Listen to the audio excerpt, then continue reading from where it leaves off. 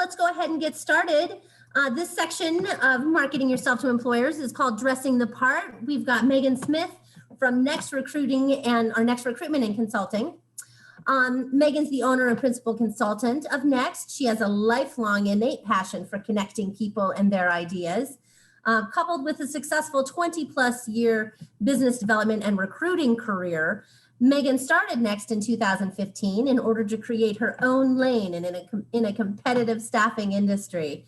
She thinks of herself as a farmer as she plants seeds and grows relationships to create meaningful client-candidate interactions. Megan provides the following services: executive and mid-management recruiting, outgoing employee transition coaching, career coaching, and lots of advice and hugs. I had an opportunity to meet with Megan when she was recruiting for a job down here. She wasn't recruiting me, she was just recruiting candidates. But I thought long and hard about the job actually after talking to her, because I thought, geez, she did a great job. So I think everybody's going to enjoy themselves. Casey, do you have anything you want to add? No, not really. Thanks again for doing this, Megan. We're so glad to have you on board with this. And I'll let you just go ahead and get started. Can't wait to see what you have. Okay, great. You guys are so awesome. And I think you're so wonderful for doing this. So shout out to Omaha Downtown Business Association. You guys have been at this all day, which is long. So thank you. Thank you very much. And thanks for including me. I'm going to share my screen now because, you know, I practiced that a lot. Here we go. All right. So here's how I think. We're at the fluff. I'm going to just call this what it is. This is the fluffy fun part of interviewing, is trying to figure out what to wear. And you think that, how am I going to find an hour to talk about what to dress or how to dress to impress? It doesn't take a rocket scientist to really figure that out. But interviewing is emotional and things change over time, and you want to make a good impression. And just when you think you're making a good impression, the person on the other side of the table is like, I didn't like what they were wearing, I didn't like how they smelled. If you get a negative, someone declines you for a role and then you get a real pat answer as to why, sometimes, unfortunately, businesses don't want to give you real feedback, and they're moving on to the next candidate. So at the very least, we have to look at the details, and dressing is important. And it's not only important to make it a good impression from a physical standpoint, but you need to feel good. And we all know that how we dress is how, what we put out there, how we're feeling inside is what we put out there to the world. So this isn't just about dressing ourselves on the exterior, but making sure that we're ready on the interior to make a good impression. Okay. So here we go. So yes, welcome. My name is Megan Smith, and I've been doing this since 2003. I started in the IT staffing industry and had no idea. I really just was winging it like everyone else was. I waited tables. I was a bartender. I graduated from college and got my first job working for a nonprofit.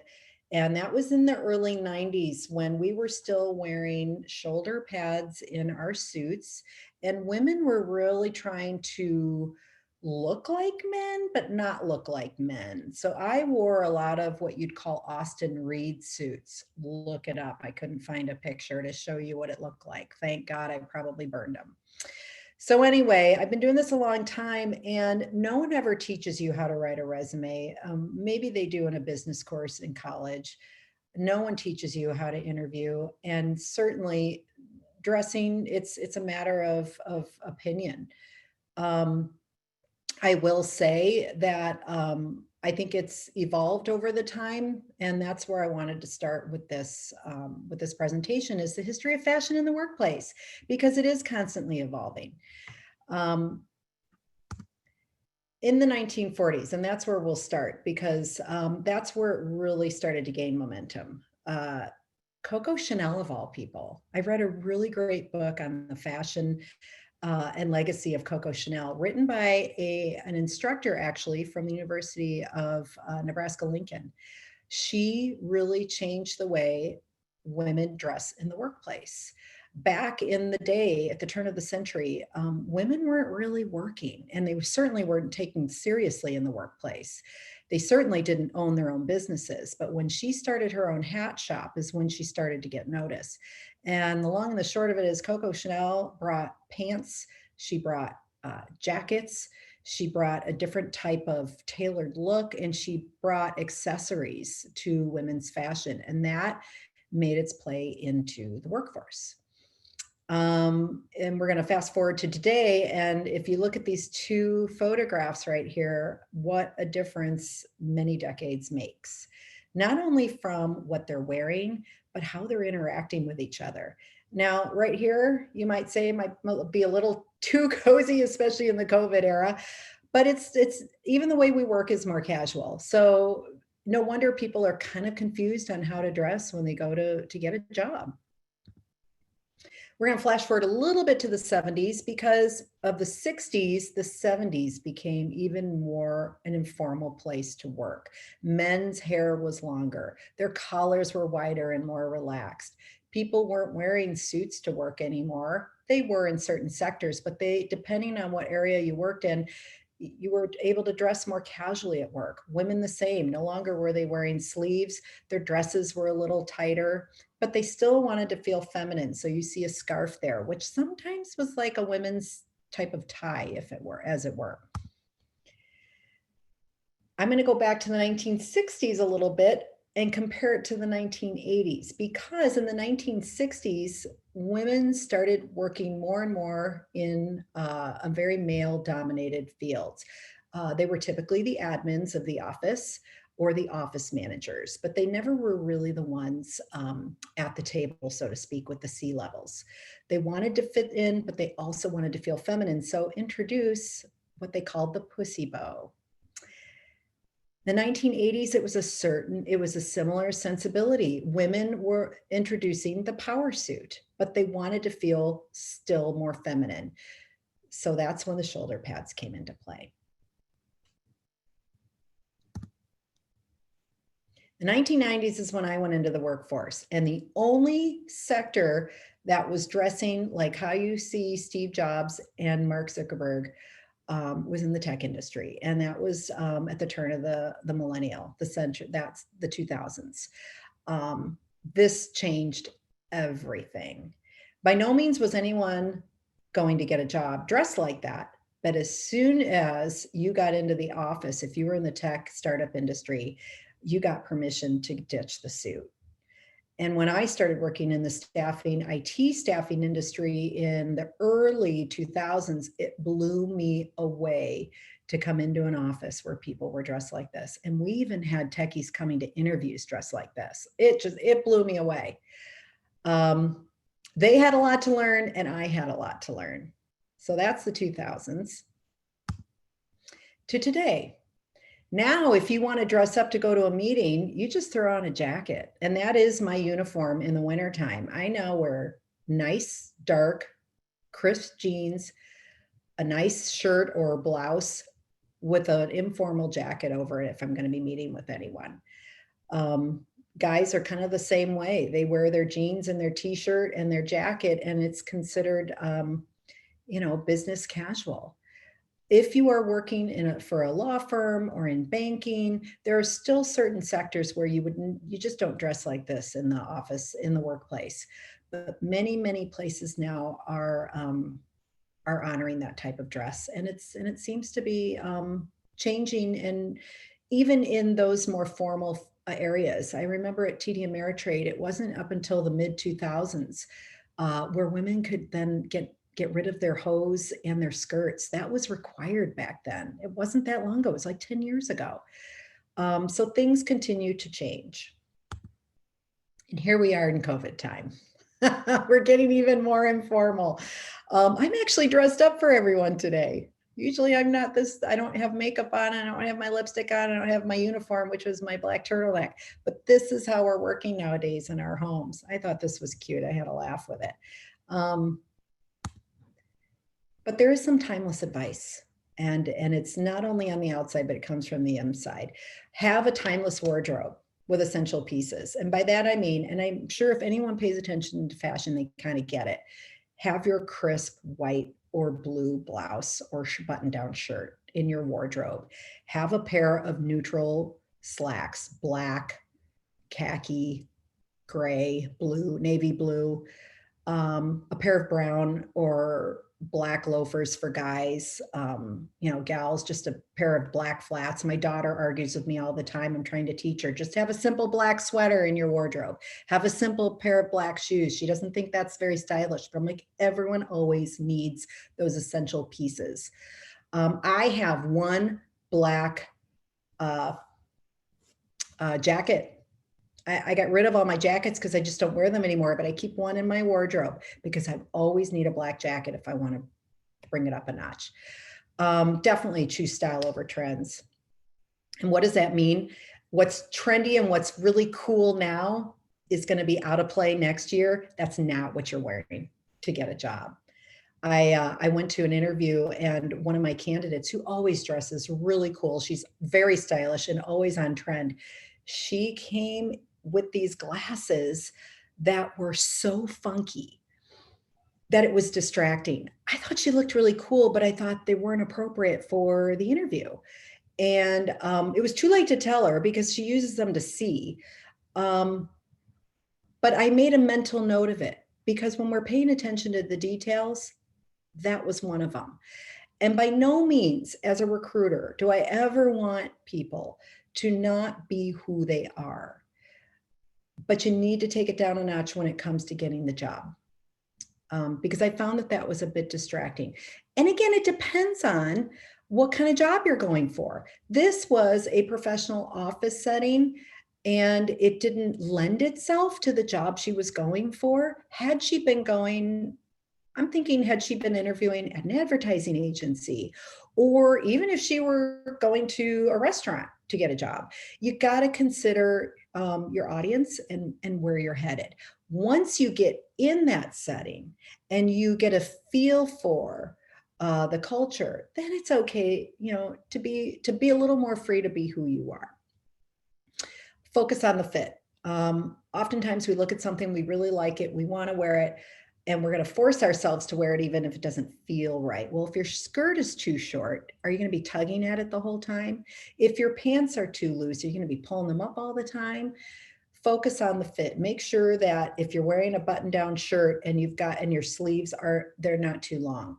You don't want to be constantly wrestling with them, pushing your sleeve up, things like that. Again, stay with a neutral palette. You cannot go wrong with grays, blacks, navy blues, even depending on the time of year, something, more taupey or beige or whatever. You can always throw in a little color. I like color too. So I might, maybe my earrings might have a little color. For men, you might throw on a kind of fun sock. That's okay. But by the major part of your uniform, so to speak, should always be from a neutral palette. Invest in good shoes. Does that mean you have to pay a fortune? Not all good shoes have to cost a fortune, and we all have access to the marketplace on the internet. There are very inexpensive but nice looking shoes that you can get lots of different places. I tend to tell people just have that good pair of shoes for interviews, for funerals, for weddings, and keep them in your closet. Don't be wearing tennis shoes. Even if you're going to get a job somewhere that is out of an office setting, you want to wear shoes that look clean. You can even wear tennis shoes if you're going to get a job at, say, a bar or a restaurant or someplace really informal. Make sure they're clean, they don't have holes in them, etc. Sacrificing comfort for style and vice versa. And I think I kind of mentioned that. If you are wearing something that doesn't fit right and doesn't feel right, that's going to come across in your own presentation. You want to be as natural and comfortable as possible. And less is always more. If you think your earrings are too big and you've got a big necklace going on and some bajanglies, take something off. For guys, some guys like to really zhuzh it up. Take something off. Always pare down by one. And minding the details, wrinkles, like I said, holes, making sure your shirt is tucked in thoroughly, making sure if you are wearing a tie that it's up nice, making sure again that that your hair is brushed right, that you've got a fresh cut if you needed it. All these little details matter. And again, it's all in the attitude. Make good eye contact, firm handshake. We're in COVID right now, so we're not having handshakes, but making good eye contact and even smiling underneath that mask if you're wearing one is super important. And we'll get more into that. The mental prep. Nerves are what you use to get a good performance. And that is exactly what my theater teacher used to tell me when before I'd go on stage. I'd say, oh my gosh, I'm so nervous. I always have to go to the bathroom before I do this or that. And she'd say, you know what, if you didn't have those nerves, I'd be worried. So what do you do with those nerves? You prepare. Get to know everything about who it is you're interviewing with, where you're going to be working. There's no excuse for not being prepared for an interview, no matter what that interview is. There's a really good book out there. I used it years ago when I was switching from the nonprofit world to the corporate world, and it's called Knock 'em Dead. It's reissued every single year, and they've got a series of them. I used the basic one, Knock 'em Dead. It taught me everything I needed to know about interviewing. I was so over prepared for that corporate job I was going to get that I think it helped me with my nerves. I felt more confident. Stress management. Go out for a run that morning, do some yoga, take a shower. I know that sounds funny. Not everyone showers every day. Do things that help you feel calm and help you to alleviate some of that stress. One of those things I would recommend, if you are a smoker, do not smoke on your way to the interview. I have been in interviews, and when I was in IT staffing, I was allowed to sit in on the interviews.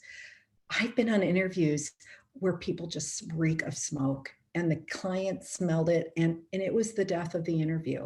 I've been in interviews where a woman was a smoker and she sprayed tons of perfume on herself to try to cover it up.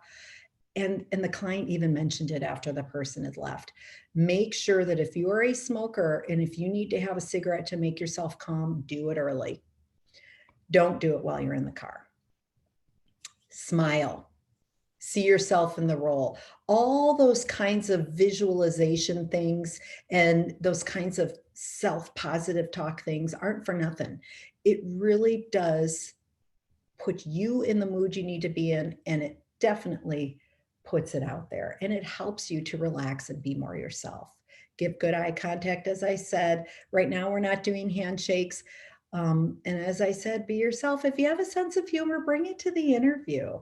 Be appropriate, but an interview should be a conversation. It should be a meeting. It shouldn't be, he asks a question and I give an answer, and then we wait for the next question. So remember, at all points, be yourself. I think the first two things that I would say, if someone were to ask me, well, how do I know how to dress? The biggest thing is know your audience. Know your audience. So if I'm going to get a job at Flywheel, a tech company, well, who are they? If I'm going to go for a job, I'm going to ask that HR person, how do you dress? How do people normally dress when they come in for an interview? How should I expect the hiring manager or the owner or whoever's going to be in the interview to be dressed? Who is my audience? It could be the owner, it could be the hiring manager, it could be your potential coworkers, and it could be your customer. So you have to understand who is your audience. How do I learn about my audience? Well, you know what? You got to ask. Like I just said, I do that, and I tell my candidates to do that. Find out. There is simply no question as a candidate that is off limits for you. You don't have any HR rules. And I think now in this day and age, as kind of out there and forward as we are with our own information, every question is acceptable. So ask. Go online and do research, find out, go to their website, go onto LinkedIn and find people who work there and ask them what the company's like. How do you typically dress? How do people dress when they come in to interview? There's just no reason. You can go to Yelp reviews, you can go to Glassdoor. And like I said, and especially if you're in Omaha, it's a small town. You find people who know about the organization and ask. So what is appropriate? Find out. but they're all these different little like phrases that we do that we apply to how we dress. We've got smart casual, we've got business casual, we've got business formal, you know, how much skin is inappropriate or what is appropriate, you know, your hair, your jewelry, scents, tattoos, that's a big one. How much makeup is too much. I was at an interview with a candidate. Well, when I work with candidates, I will meet with them in person before they meet the client. And when I met this candidate after having spoken with her on the phone and saw her in person, I was a little taken aback because she had a really wild haircut and she had a ton of makeup on her face.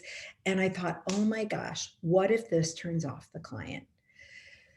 Because she was going into a very conservative setting and I didn't know if it would be a culture fit for my client.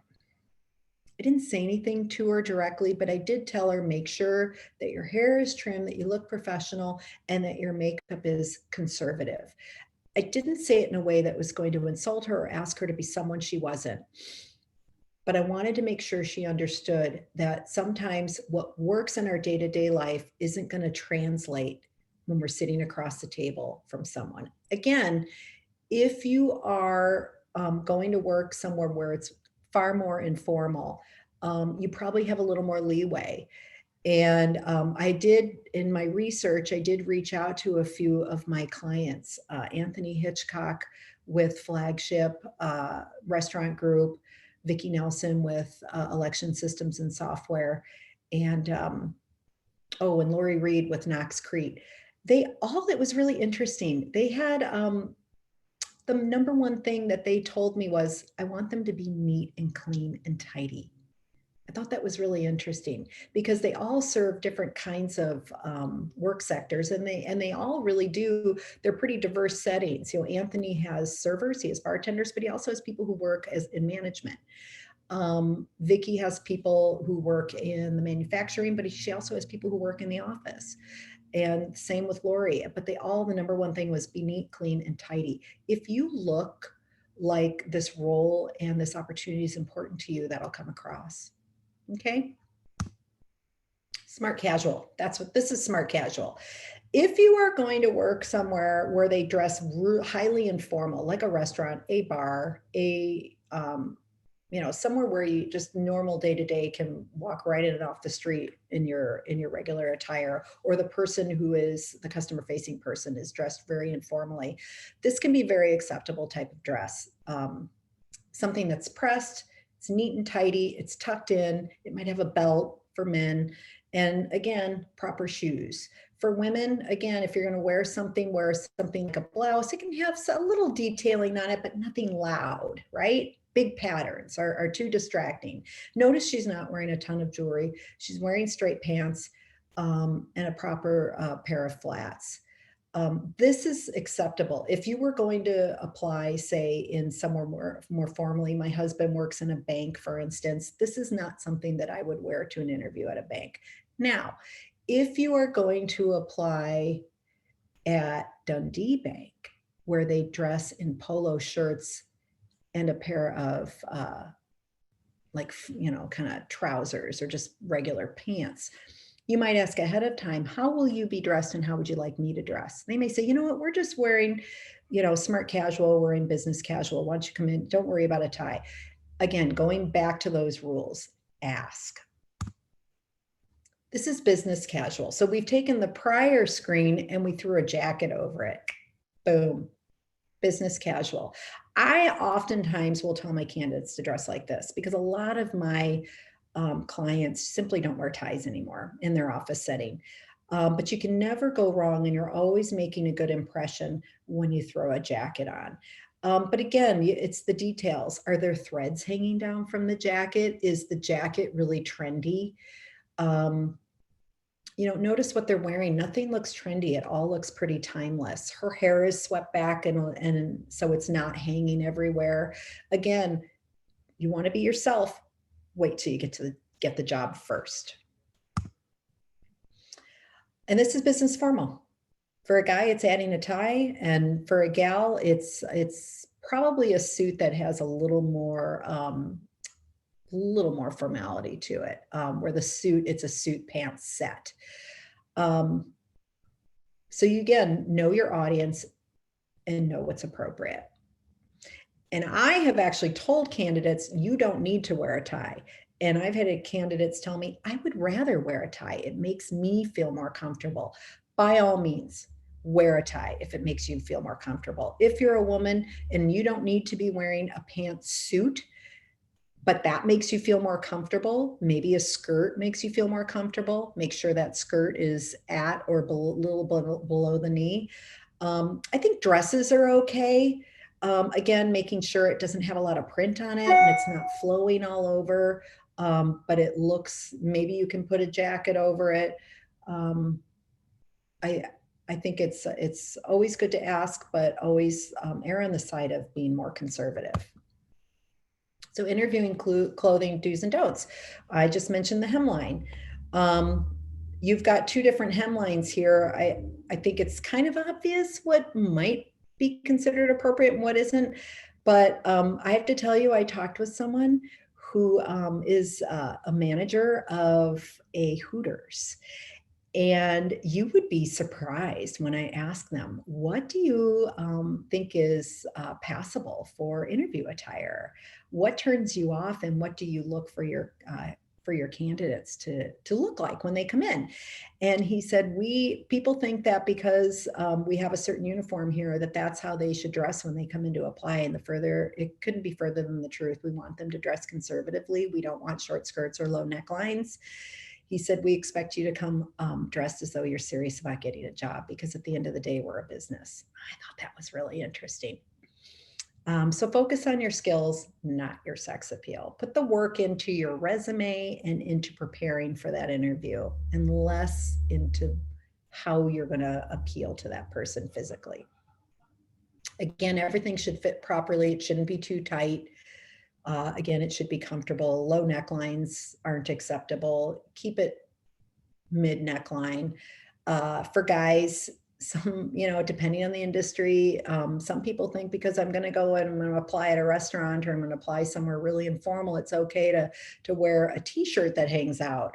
Or, it's really trendy to wear a pair of jeans with a belt or no belt, but I'm going to tuck in the front part of the shirt and leave the back part of the shirt untucked. Not cool.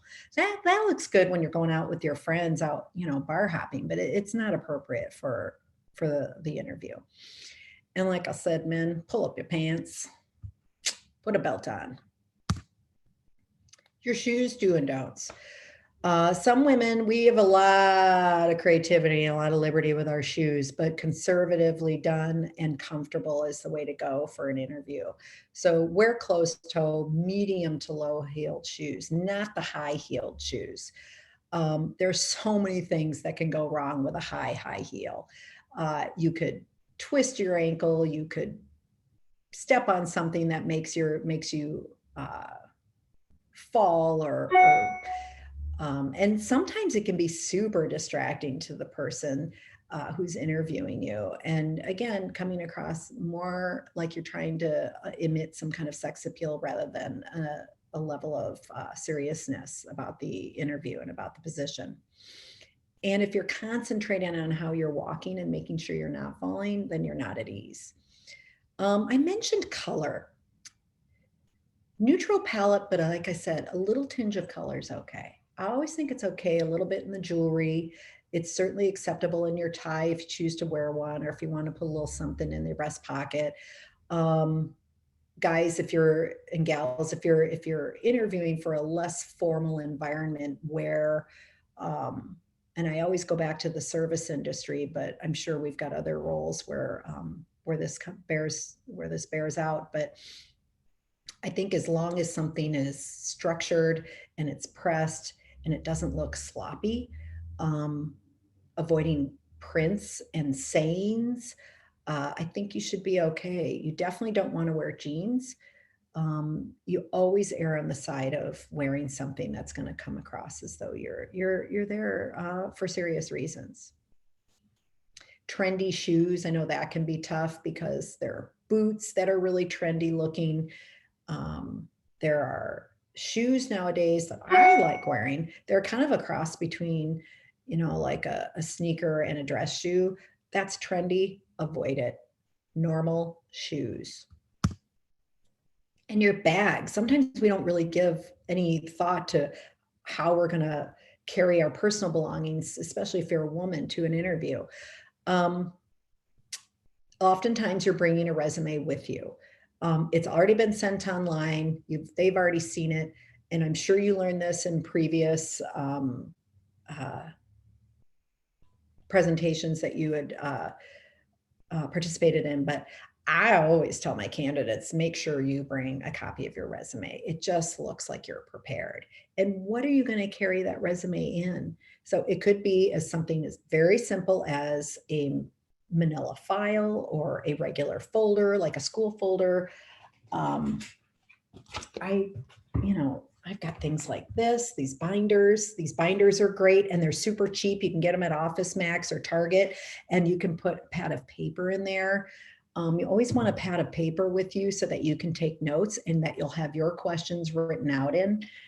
For women, a simple purse like this, these things are not expensive. You can get them lots of different places, but it's big enough that it can hold a phone. It's big enough that it can hold your ID and money, but if you, in a lipstick or whatever, but it's not too big. And turn the phone off. You do not want a phone going off during a meeting. I also have this bag, and it's super simple. I didn't spend any money on this. I got it for free. But you can find these things everywhere online. You can find them in a Goodwill, and they're just simple. It's this black bag, and you can easily carry a laptop in it. You can easily carry your resume in it. So think about these things ahead of time. I can't tell you the impression it leaves me as a recruiter, but definitely the hiring person. When it comes down to choosing two equally capable people, you're keeping in mind the person who looked like they were there for a serious job. Okay. Your accessories. This is another one.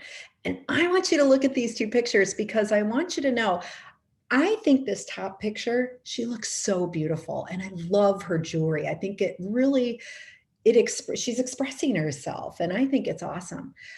But is it appropriate for a job interview? I don't think so. That's why I included this picture right below her. All we have to do is take off the jewelry and she's ready to get a job. When she gets that job, because she is going to get that job, I think it's open season on wearing that jewelry in the workplace. And this is the thing, when you're interviewing and you start to learn about the culture, you want to make sure you find out if this is a culture that is going to be a place where you are allowed to express yourself. Some places, they're more conservative. And if you want the job badly enough, then you got to dress the part. Okay. For men, a classic watch. You don't want to be wearing tons of jewelry either. I know a lot of men who don't wear, I know a lot of guys who wear tons of bracelets up their wrists, on their sleeve. And I think that's okay. Again, depending on where you're going to be working. Are you working in a tattoo parlor? You're working at a restaurant? You're working in a bar? It really depends on where you're going, but I think the less is more. Again, avoiding the big dangling earrings and bracelets, and definitely no anklets, nothing like that. So as my good friend Coco Chanel would say, before you leave the house, look in the mirror and remove one accessory. Hair and makeup do's and don'ts. I mentioned the woman who I'd had lunch with before she went to interview. Her hair looked a lot like the woman on the right. I have no problem with someone having a hairstyle that reflects their personality. But the one on the right looks messy. The one on the left looks like she took time to kind of take what could have probably been that same hairstyle and she just made it look appropriate for the interview. I'm sure she still emanated a great personality. She knew her stuff going into that interview and she was prepared. And when she got the job, she was then able to relax her hairstyle and go to work. No sunglasses, obviously. Keep your hair off your face. With makeup, again, big, powerful, really bright makeup is probably left better to when you're going out with friends or maybe after you've gotten the job and you can relax and express yourself a little more. As I said earlier, number one thing, my clients who I asked about this before the presentation, clean nails, manicured, only wear neutral bit. I think a nail polish, I think a big thing right now with women is, putting like sparkly things on their rhinestones on their nails. Maybe one nail is painted different than the others. Again, wait till you get the job. And men, a traditional haircut and shave, or make sure if you do wear facial hair, which is also a really big thing right now, and even long beards are big right now, just make sure that it is neatly trimmed. Okay. Tattoos, this is a big one. This is the big question mark. And I would love it if people would, when they have a question or Q&A, we can still discuss this, but I want you to really keep in mind these 4 pictures. And I want to know what your thoughts are on them after the presentation. Because we can disagree on this too. It really, really depends on where you're going to work. And it all goes back to my first point. Ask, find out how the culture is there. Do people expose their tattoos? Do a lot of people have tattoos? Study the company's culture and be proactive. You want to let them know in advance, hey, I have tattoos. Is that going to be a problem? And your hiring manager or whoever it is that's preparing your interview for you will tell you. And that way too, they know in advance, they know what to expect, and they're not caught off guard because you have tattoos on your hands or something coming up the neck. Or do what you can though for the interview out of respect for the person you're interviewing with, to cover them up. And I see, we've got these 2 pictures in the lower portion where the women have sleeveless dresses. I honestly, it's very simple. Bring a sweater or, a nice well-fitted sweater or a jacket to wear over your dress or your skirt for the interview purposes.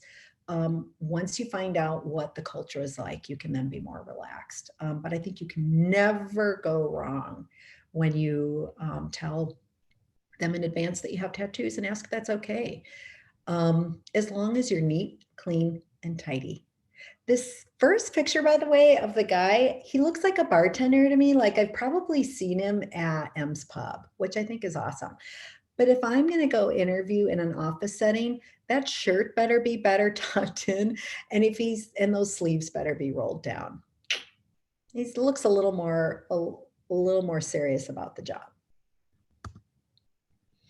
Hygiene. Oh man, that's a big one. Okay, so I've got a story. I've got a couple stories I could tell you. When I was in IT staffing, like I said, I got to sit in on interviews, and I saw everything. I'm going to back up a little bit. I will tell you, one time, this has nothing to do with hygiene, but it had to do with attire and what he was wearing. I had a candidate show up to the interview in purple Japanese pajamas. Now, those purple pajamas I think they were pajamas. They looked like pajamas, but that could have been some kind of traditional Japanese attire. And I knew this guy's personality, and I knew he was expressing himself, and he had kind of a counterculture attitude about him anyway, which I think was wonderful because he's such a creative guy. But he was going to be working as a consultant at ConAgra, which as soon as the hiring manager saw him in his purple pajamas, he about canceled the interview. He went through with the interview, and the guy is great at what he does. He was a Java developer.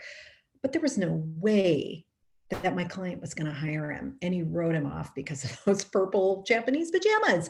So I use that as an example Marcus probably could have worn those once he got the job, and it would have been fine. But not for the interview. So back to the hygiene. I think I mentioned I've had candidates who've come in smelling like smoke, candidates who've come in smelling like smoke covered in perfume. I had a candidate who got the job, but then later my client called me and said, you've got to do something about this guy's hygiene. He smells all the time and his hair is really greasy. And if he doesn't do something about it, we're going to have to bring someone else in. And this is when I was placing people as consultants in office settings. that was a hard conversation to have. So now when I prep my candidates, I remind them, and I always tell them, I'm not trying to talk down you, and it sounds real elementary. Make sure that you are clean, that your hair is clean and neat, that you have put on deodorant, that if you've got a dog or a cat, that your jacket or your shirt doesn't have a bunch of hair all over it.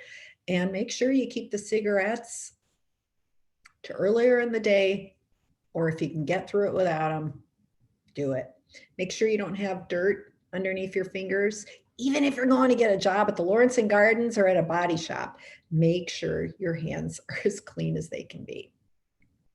Not everyone owns an iron. A lot of clothes don't, are kind of constructed and fabricated so that they don't wrinkle. But if at all possible, you make sure you get a hold of one and make sure you don't at least choose something that has a lot of wrinkles in it. Hey, Megan. Yeah.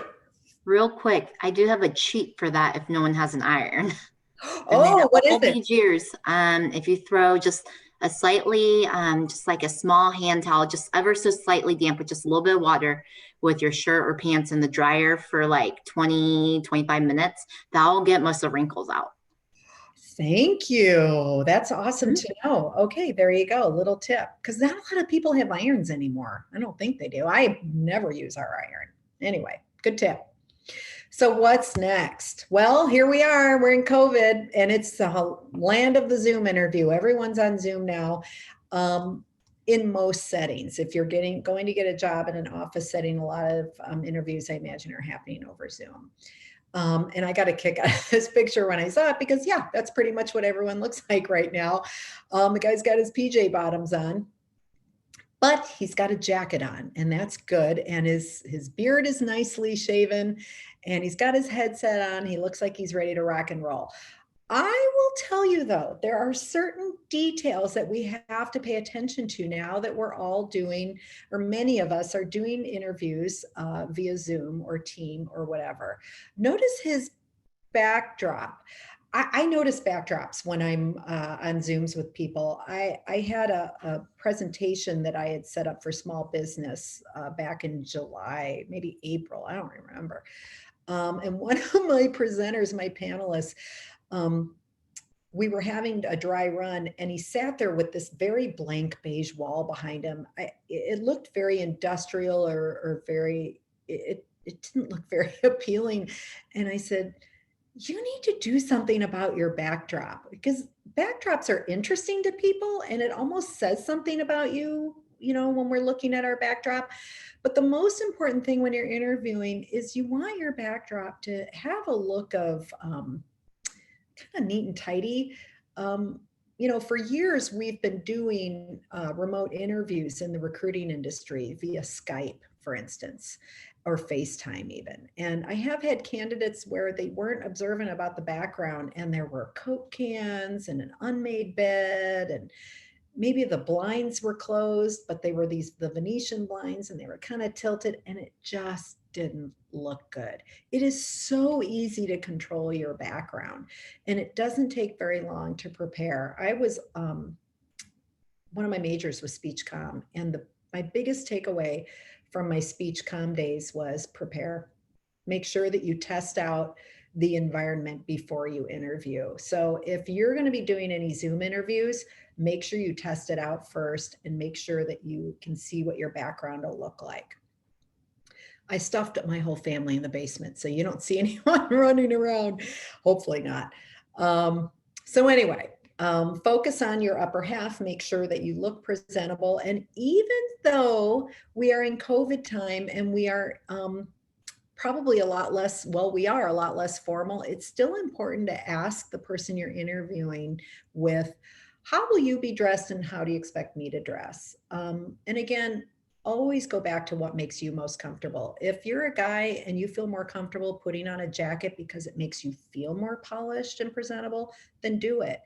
If your client says, you know what, I'm going to be informal. I'm just going to have a shirt on, a button-down collared shirt. Something with a collar on it. All those other rules apply. Not a lot of jewelry, not a lot of makeup. Make sure your hair looks presentable.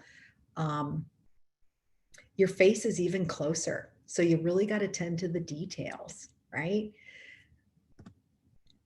And we're probably going to be interviewing places where we have to wear a mask.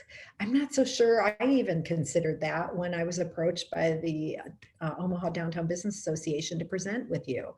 But as I went along, I thought, gosh, that's really changing everything. People are wearing masks now. So the do's of choosing a mask. You want something that is going to be safe, obviously.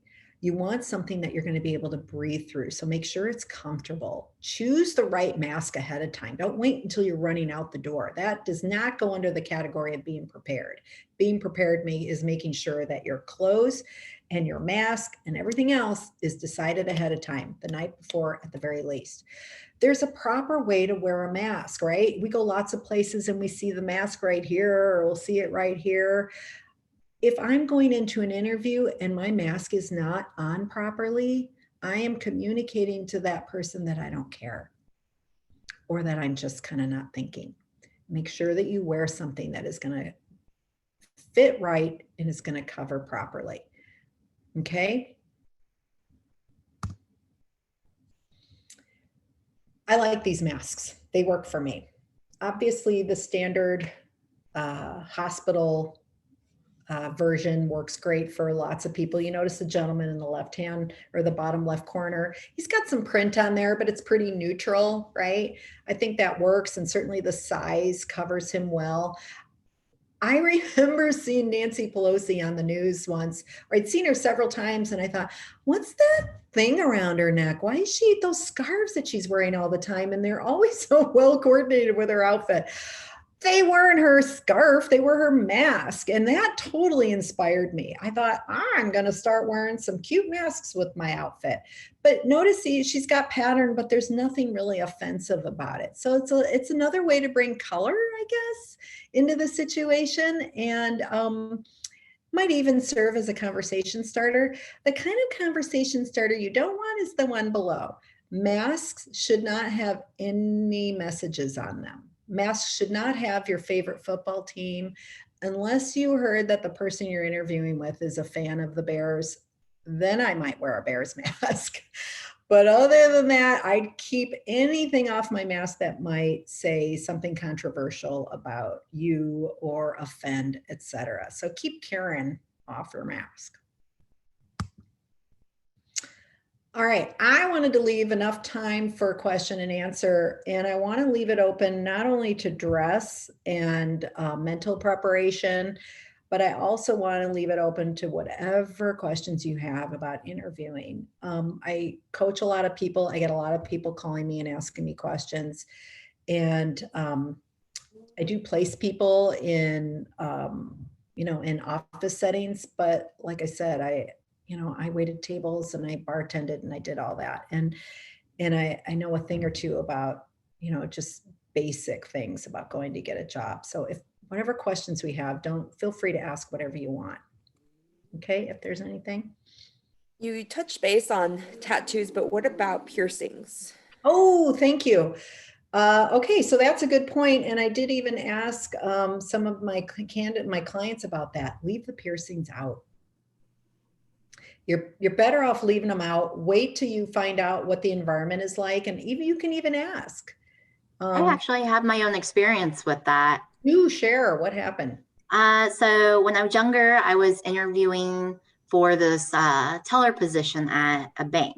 Mm-hmm. And it was down to myself and one other gal. This other gal had experience working for a bank in the past. Whereas I had never worked in a bank. I came from like a host / waitress position. Mm-hmm. And I have a tattoo on my neck, mm-hmm. which my hair was short at that time, so you could kind of see it. Nowadays my hair is long, so it covers my neck tattoo. You really can't tell, but that didn't look so great. I did try to cover it up, but because the other gal had a tongue piercing and kept it in, and it was quite obvious, that is actually what caused her to not get the job, and I got the job instead. Mm. Well, you make a good point. It's going to come down to two equal candidates, and sometimes it's about did that person care enough to look at our culture and see, who our clients are? No one is putting down piercings. I think piercings are great. My son wants to get one right here on the side of his nose, and I say go for it. But if he were going to get a job, I would say leave the piercing out while you're interviewing, and then ask. A lot of places actually don't allow piercings, in the workplace. Well, what are you going to do if that's the sword you want to die on? That's your choice. But you're better off leaving the piercings out. I do not have a problem with an extra earring right here in your ear. If you're for some reason culturally for women, just as long as it's not like the one photo that I showed where she had the really big earring and then the other one. If you have see if I've got my hoops and I might have one little earring right here, that's acceptable. If you're a guy, leave the earrings out.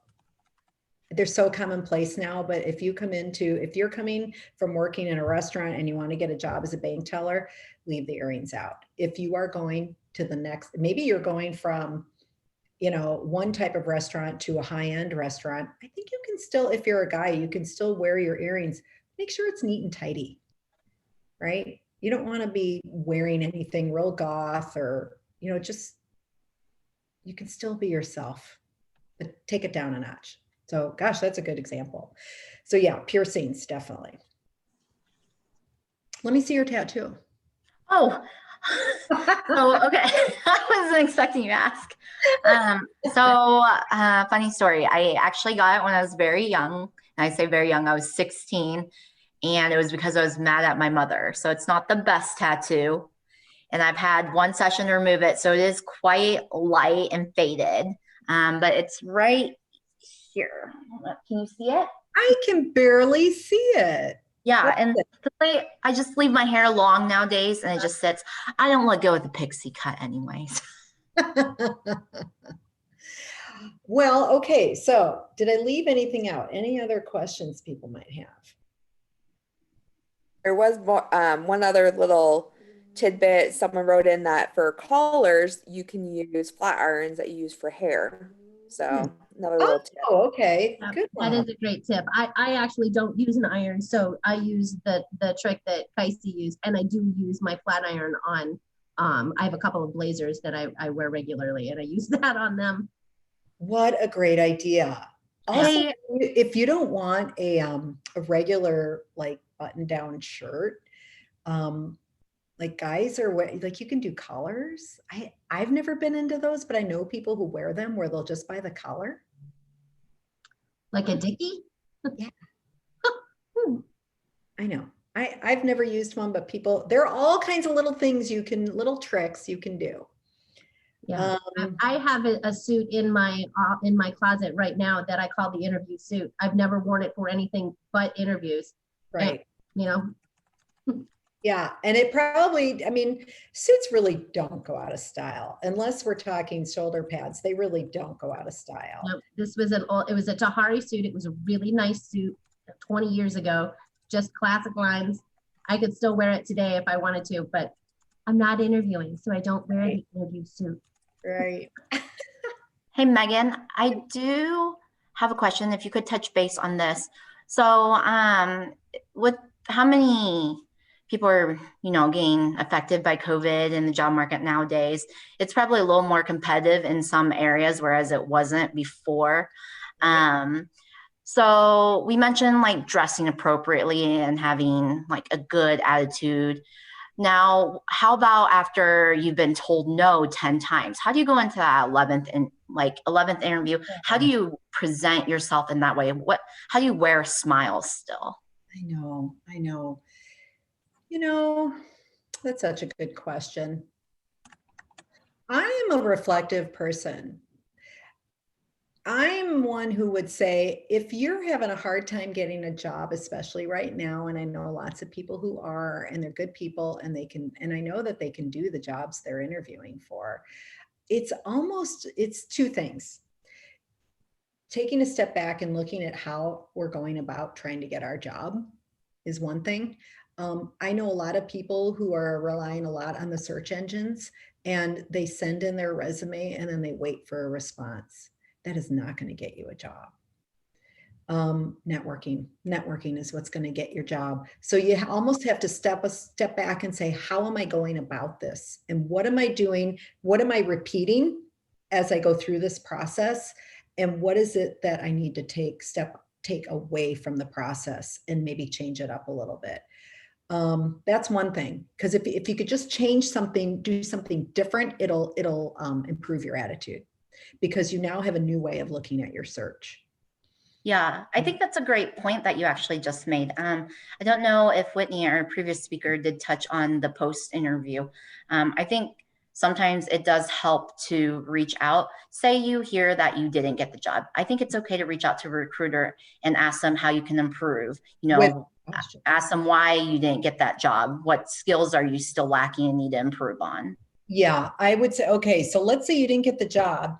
And oftentimes a lot of employers won't give you a good reason either. You don't learn anything from the rejection. And I don't know if any employers will be watching this, but if I could tell them one thing, the two biggest complaints I get from candidates is no one ever gets back to me.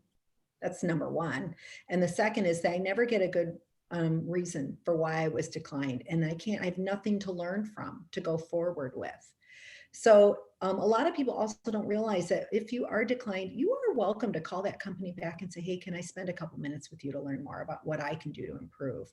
A good HR person or a good hiring manager will take the time. And if you want to improve your mental attitude, get a rejection from that attempt. So no one calls you back, or they don't want to give you that feedback. Well, you know what? Maybe that wasn't the right place for you. I don't want to work someplace that's not going to take the time to treat my candidates like they're a client. So that would improve my mental right there. The heck with them. They're not good enough for me. It's that positive self-talk. And it's hard to go back into the interview space and have a smile on your face, but every new interview is an opportunity. And if you did something at all to tweak whatever from the last time, it's a new opportunity. But I'm with you. I'm the type of, I get calls all the time. Don't hesitate to call a recruiter. Thank you. Yeah. Yeah. Megan, thank you so much. That was absolutely fantastic. And it was thank you. It's great to see you also. And I hope this was a great series for everybody. Yeah, we did have one